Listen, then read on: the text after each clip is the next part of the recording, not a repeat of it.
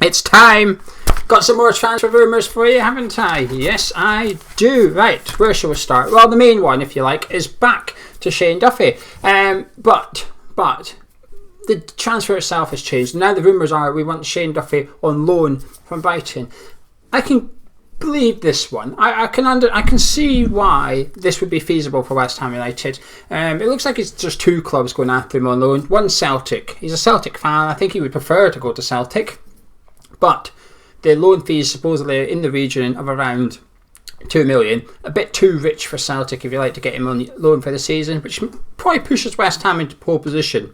Should we wish for him? David Moyes obviously knows the player from his Everton days, but a 2 million loan fee for us, I think it would allow us to sell Balbuena, who's only got a year left on his contract, for, I don't know, 5-6 million maybe. I don't think that's an unrealistic figure, which puts a little bit of money into the kitty, but it also allows David Moyes getting a centre-back who he prefers, if you like. So in Moyes' opinion, we'd be upgrading the squad and increasing what's available to spend on players. So I think it's win-win there. I can completely see this happening, the Shane Duffy thing, actually. When it broke a week ago, midweek, I wasn't too sure why we'd be after Shane Duffy, region of 10 million. I didn't think it would make sense, to be honest. I think this does as a loan deal.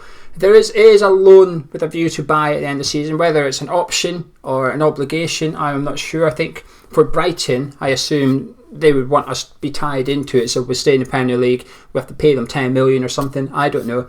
But from West Ham, we'd obviously rather have the option so we can discard it at the end of the season. But 2 million is a lot of money, isn't it, for someone on loan for a season? I don't mind it when it comes to players like Solchek, which is almost like you're paying to have a trial of the player, try before you buy, essentially, isn't it? But with Shane Duffy, I don't think there's a need to do that because we know what we're getting with Shane. We know he can play Premier League football. Moyes knows him.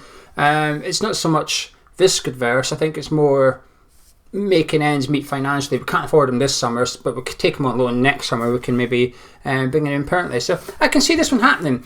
And similar rumours have then started to come out about Phil Jones and John Stones. Spoke about them in the last video. Again, couldn't really see the point of spending money on them, but I think we're now going down the avenue of loan deals for these players.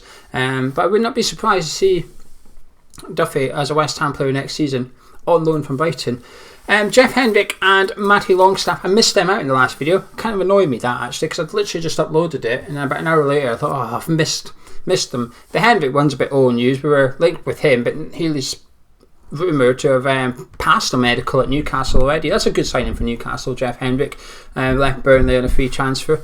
Matty Longstaff as well is another one that we're being linked with, which is interesting. I like Matty, from what I've seen from him at Newcastle, which is not loads because he broke into the team a bit later on in the season, and then post-lockdown he didn't really play much, whether he was injured or whether Bruce was planning next season without Matty because of the contract dispute and stuff. I'm not sure why he didn't play, truth be told, but I think this would be a good deal. We would have to agree compensation with Newcastle. They'd get a little bit of money, but when I say a little bit, it will be not that much, because if anything, his lack of post-lockdown minutes would greatly benefit West Ham, and Newcastle might find themselves having to knock quite a bit of money off the compensation price due to his lack of involvement and stuff. But I think he's a good player. I do like him. I see him more as a bit of an attacking centre midfielder, though. I've seen a lot of people sort of suggesting he could play, if Solchek needs rotate and stuff. I'm not sure I'd like him in our midfield too, like his brother Sean does. I think Sean's a better player for that, but I think it's almost like what Mark Noble was trying to do at the end of the season when he was playing in that funny role where when we defend, you've got to get back and become a centre midfielder at times, but when we go forward, push on and be the more advanced of the trio. And I think that's the role that would suit Matty. He's not number 10. A number 8, I guess, is what back in the days it used to be, an attacking centre midfielder, if you like. That's how I've always looked at Matty. So it'll be interesting to see if there's more to come of that.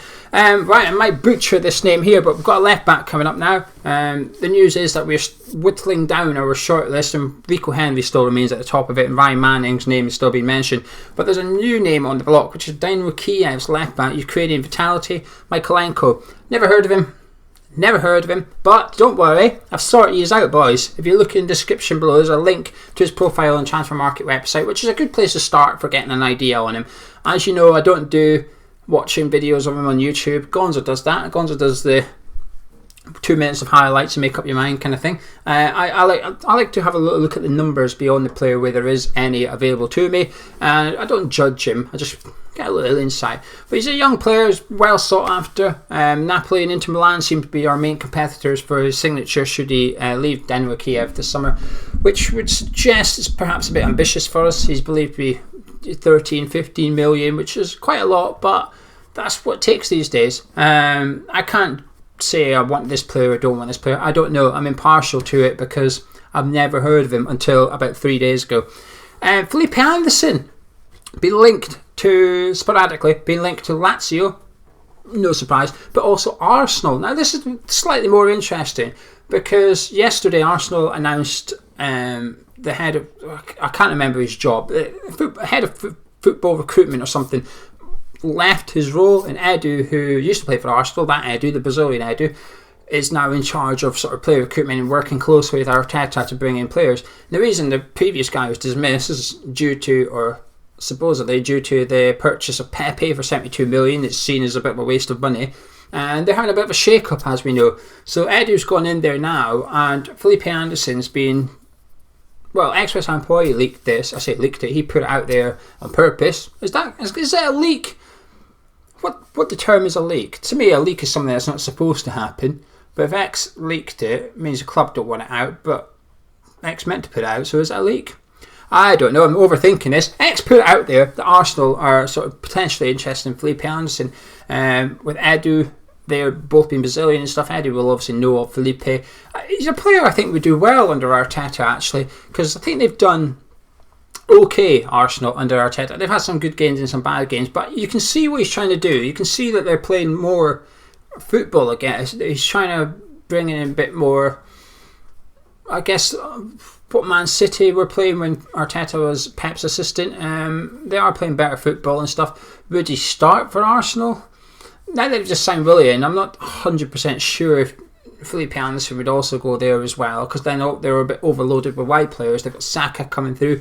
Maitland-Niles is trying to get out the club, but then I'm not buying too much into this. But Felipe Anderson's agent is Kia. I don't know how you pronounce his second name. You know the guy. You know Kia. Tevez and Mascherano debate. He was all over it. He's obviously worked with us a lot. He worked with Arsenal a lot. He's Felipe Anderson's agent. So there's a lot of box ticking going into this, why it would make sense. But we'll wait and see. This is a rumour show. This isn't a news show. It's a rumour show. Diangana, West Brom and Southampton are supposedly looking at him, and he wants reassurances over his future at West Ham. He just wants to play football, and I think he's just wanting to be told, don't worry, you'll get time next season. I still think Moyes is going to be tempted to sell Diangana, just for the reasons I've said before. He didn't have him here last season, so he's going to get 12 million roughly. I think that's his price. I've seen him priced up at 20. It's not happening. We're not getting 20 for him. 15 maximum, 10 minimum. Somewhere in the middle is, I think, a reasonable fee. So I can see why Moyes would be tempted to cash in on him and get money so he can get the transfer market going. Because that's sometimes, you've got to speculate to accumulate a little bit, haven't you? And if he wants the left back, for example, and he just doesn't have 13 million, go get him. But getting Diangana, if he sold Diangana, goes gets his left back, it means you can sell Masuaku and then start moving the money around a little bit. He needs his first sale, David Moyes, is what I'm trying to say. Once he gets that first sale, he might start getting things going. I think that's why the Shane Duffy thing makes sense. Get someone in, a couple of £1 million, it allows you to then sell Balbuena. It allows you to consider offers for Diop or Albona. Not that he wants to sell those players, but the bid landed, you think, right, okay, let's think about this. I've got an extra centre back now. I can sell one of my centre backs, and it just takes the pressure off you a little bit. So I think Diangana would do that. And Ngaki has joined Watford. Okay, now this is the news bit. He's joined Watford. The only reason I mention this is because West Ham are going to be due a little bit of money from them. So we've now got to discuss with Watford how much compensation they're going to pay given his age and the fact that he was offered a new deal at West Ham. It means that they have to pay it. I imagine it'll be 2-3 million. It won't be much. Between 1 and 3 million is my prediction as to what we're going to agree on. But these things can sometimes take a while, so I wouldn't be surprised if we don't agree this till October, November time. These could be a bit of a slow burner. Jack Butland, I seen this link to him yesterday. I hope not. 8 million. There's supposedly he's leaving Stoke this summer. I'll tell you what though, Stoke to get promoted. That's my bet. I've got 2 bets actually. I've decided on 2 bets. Stoke to get promoted to the Premier League is one of them. Another one is Southampton to finish in the top 10. Let's come back in a year and we'll see if I'm right. We're being linked to Celtic's Oliver Nitcham, centre midfielder. He's touted at 20 million. There's a bit of factual discrepancy here going on, because I've seen you reported that he's only got a year to go. He's actually got 2 years to go, so it's not quite as true as it's been reported. We can't afford him. As simple as that. This is the first player, though, I will say, which this is interesting. This is the first player I've seen that would replace Declan Rice. All the last 2 or 3 weeks, I've been keeping an eye out for as much rumours for doing these videos. None of them have smelt like a Declan Rice replacement. There's left backs, centre backs, right backs, strikers, goalkeepers, attacking midfielders. Not being any defensive midfielders were rumoured to be with. This is the first one. I can't see it unless Declan leaves. Would he be good enough to replace Declan? I am far from convinced. He's a good player. He's a really good player. But I think he'd be better suited at other clubs than West Ham, unless we sold Declan. But whoever comes in, the problem is, if whoever comes in to replace Declan, there's a lot of pressure on their shoulders. It's a Dimitri Payet problem, isn't it? Whoever we brought in was only going to struggle to fill the space that was left when Payet vacated. It'll be the same when Declan goes. When Declan leaves, that is a massive job for somebody, and they're just not going to manage it. Well, it's highly unlikely someone's going to manage it. We'd have to bring in someone substantial. I don't think he is substantial, but I think he's really good. If he came in to replace Declan for 20 million, we sold Declan for the 60, 70. It wouldn't be perfect, but I think it would make sense, bearing in mind, as providing the other 50 million was then spent elsewhere in this squad. Because I think that's what you have to do if you do sell Declan. And then the only thing that makes sense with this deal is his agent Bill Salthouse, which is the unique sports management company USM. If you see us linked to players with USM as their agent, don't discard it, because that's Bill Salthouse, who is friends with David Sullivan. He's got a few West Ham players on his books, as we know. Fredericks is on his books, for example. So when it comes to player A and player B, if one of them's got Bill Salthouse or USM as the agency, I would expect us to lean more towards that one. And that's it, really. That's your West Ham transfer rumour show. But speaking of Will Salthouse, well, not speaking of Will Salthouse, speaking of agents, Gondor's just uploaded a video earlier today speaking to Barry Silkbin about the Felipe Anderson rumours and stuff. So the link to that video will be on your screen in just 1 minute. So go check that out. Drop a like on the video if you enjoy scouting around here. I was going to do a video today about the mess that we're in, because I just think we're in an absolute shambles at the minute. What with David Moyes' contract situation, I'm not too happy about that. The transfer rumours. I just want to moan, to be honest with you. These videos are just more informing you of the rumours, and I add a little bit of opinion, but I want to have a moan. Might have to do that tomorrow or Tuesday instead then. Anyway, enjoy the rest of your weekend, and I shall catch you in a bit. Have fun. Ta-ra!